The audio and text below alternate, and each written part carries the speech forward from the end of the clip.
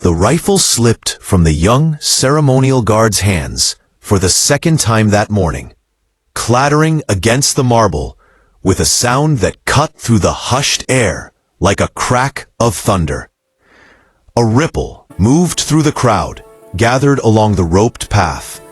Tourists stiffened, cameras paused mid-click, and a few faces tightened with impatience. The guard's jaw clenched as he bent to retrieve the weapon, his cheeks burning beneath the brim of his dress cap. He had trained for months, drilled until his shoulders ached and his palms blistered. Yet here he was again, betraying the uniform in front of strangers who would forget him by tomorrow. But remember the mistake. The square itself seemed to hold its breath. Flags stirred in a soft breeze. The stone beneath the guard's boots was cool and unforgiving, polished smooth by time and footsteps. He straightened, trying to still the tremor in his arms, trying to remind himself that he belonged here. He was 21, far from home, carrying the weight of tradition heavier than the rifle itself. His father had stood a post like this once, long ago, and his grandfather before him. He had grown up with stories about honor and steadiness, about how a guard's presence was meant to reassure a nation, not distract it. The crowd didn't know that this was his first week on the ceremonial line, or that he'd slept barely 2 hours the night before, replaying every command in his head until dawn. A low murmur spread when the rifle slipped again. This time, it fell flat, echoing sharply. A child gasped. Someone laughed, quickly, silenced by a glare. The guard froze. He felt the eyes on him like heat lamps, felt the supervisor's stare from the corner of the plaza. Protocol was strict. He knew what to do.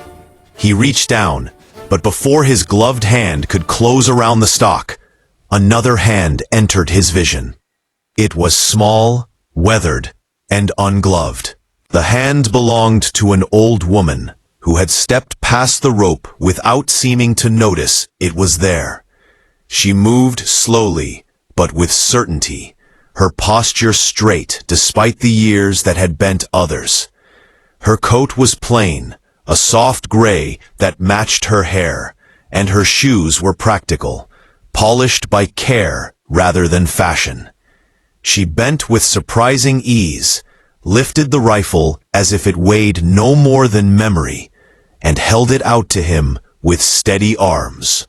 The square went utterly silent. For a heartbeat, the guard didn't move. His training screamed at him to respond, to correct the breach, to restore order. But something in the woman's eyes, clear, calm, and unexpectedly familiar, stopped him. They were not the eyes of a spectator seeking attention. They were the eyes of someone who understood exactly what she was holding, and exactly who he was in that moment. He accepted the rifle with a nod so small it was almost invisible. And she stepped back behind the rope, as if she had always belonged on that side. Whispers rose.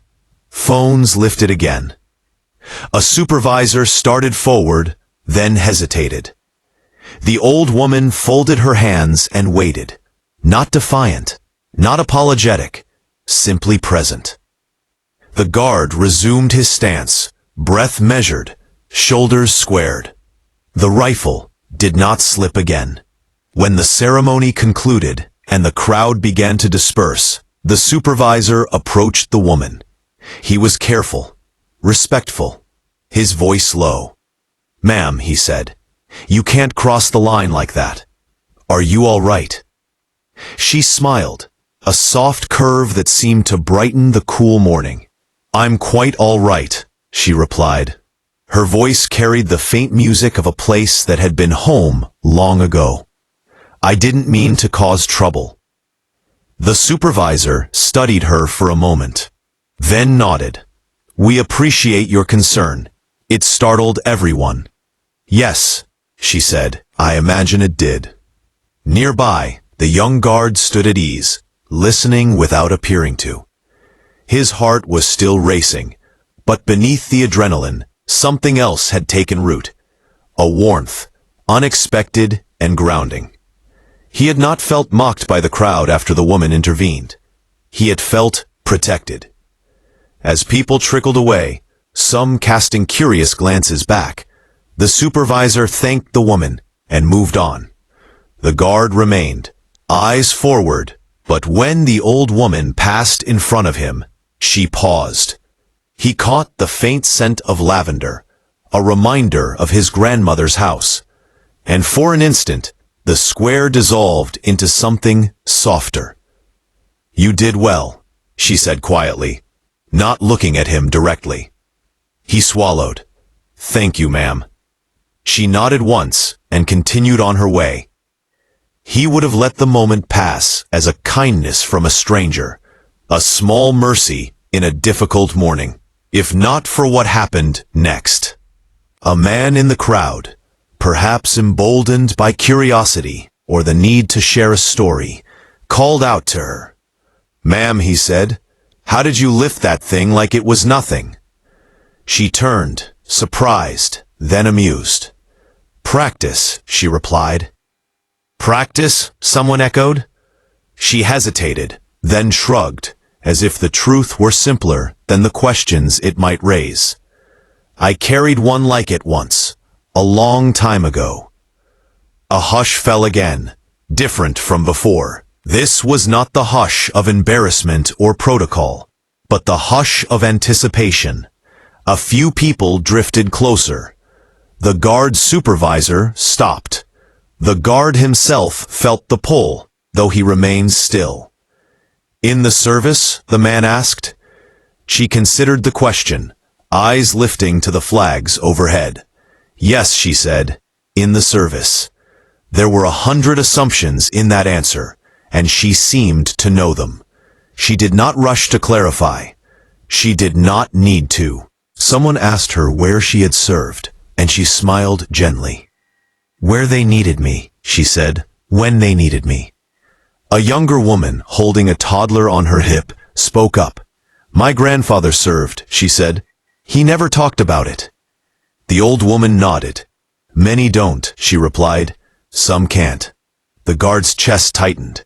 He thought of his father's silences, the way certain questions had closed like doors. He thought of the weight of the rifle in his hands, and the way it had betrayed him, and the way this woman had not. Why did you help him? Someone asked, gesturing toward the guard. She turned her gaze toward him then, and for the first time, their eyes met fully. There was no judgment there, only recognition.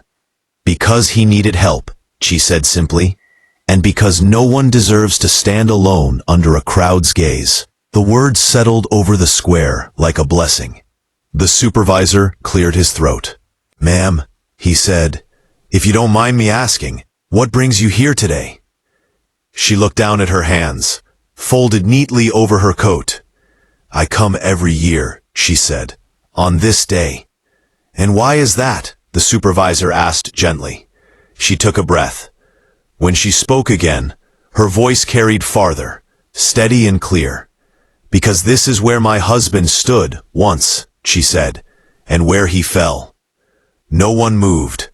The toddler went quiet. The flags snapped softly in the breeze. He was a guard? Someone asked. She smiled sadly. He was many things, she said. A son, a brother, a soldier, a man who believed in standing still so others could move freely. The guard felt a lump rise in his throat. He had not known, until this moment, that standing still could be an act of generosity. He dropped his rifle once, she continued, surprising them. On his first week, he told me about it years later. Laughing, but I could hear the shame he'd carried. I told him the rifle was heavy, because it carried more than metal. It carried history, expectation, fear. He said he wished someone had told him that sooner. She glanced at the guard again, and he understood. Her helping hand had not been about correcting a mistake. It had been about lifting a weight that could not be seen. The supervisor stepped aside. "Would you like to sit, ma'am?" he offered. "There's a bench."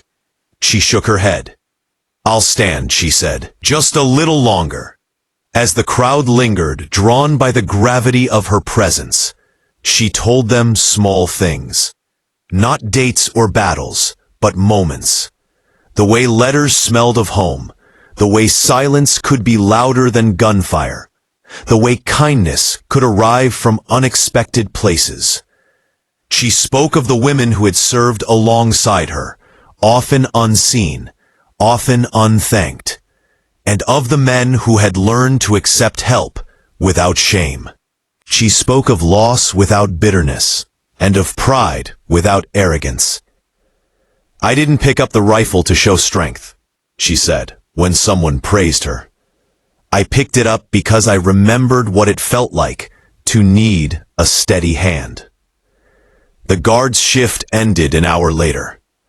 When he was relieved, he approached the old woman, heart pounding. He stood at attention, then relaxed, unsure of the correct protocol for gratitude. "Ma'am," he said, "I wanted to thank you." She studied his face, taking in the youth there, the resolve forming beneath the nerves. "You're welcome," she said, "but promise me something." "Yes, ma'am." "Promise me you'll be kind to yourself," she said. "You're learning. That's not a failure. That's a beginning." He nodded, emotion tightening his voice. "I promise." They walked together toward the edge of the square, and he offered his arm without thinking. She took it, light as a bird. At the rope, she paused. "May I ask your name?" he said. She smiled. "Eleanor." "Thank you, Eleanor." She squeezed his arm once, then let go. "Stand tall," she said, "and when you see someone falter, remember this morning." He watched her go, her gray coat blending into the city, and felt something shift inside him. The weight on his shoulders did not vanish, but it settled, balanced by purpose. The story spread, as stories do. Videos circulated, captions multiplied, opinions flared and faded. Some praised the woman's strength, others debated protocol, but beneath the noise, a quieter message took hold. People wrote about times they had dropped their own figurative rifles, moments of public failure, private fear, and the hands that had lifted them. Veterans shared memories, young recruits shared doubts, strangers shared kindness. Weeks later, the guard received a letter. It was handwritten, the ink slightly smudged, the paper thick. Eleanor thanked him for his courtesy and enclosed a photograph. Two young people in uniform, smiling shyly, arms linked. On the back, in careful script, she had written, "We all carry something heavy. Let us help when we can." He kept the photo in his locker. Years passed. The guard became steadier, then senior, then a mentor. He learned to watch not only for precision, but for strain, to correct without crushing, to remember that ceremonies were not performances, but promises. On difficult days, he told new recruits about an old woman and a dropped rifle, about the power of stepping forward with compassion when silence would be easier. And every year, on that same day, an older guard stood his post a little taller, scanning the crowd not for mistakes, but for moments to be human. Sometimes he spotted a gray coat among the faces. Sometimes he did not. But he always felt the same quiet certainty. That strength is not the absence of failure, but the willingness to lift one another when it falls. That honor lives not only in perfect stillness, but in the courage to reach out. And that the simplest act of kindness can still a crowd, change a morning, and remind a nation of who it hopes to be.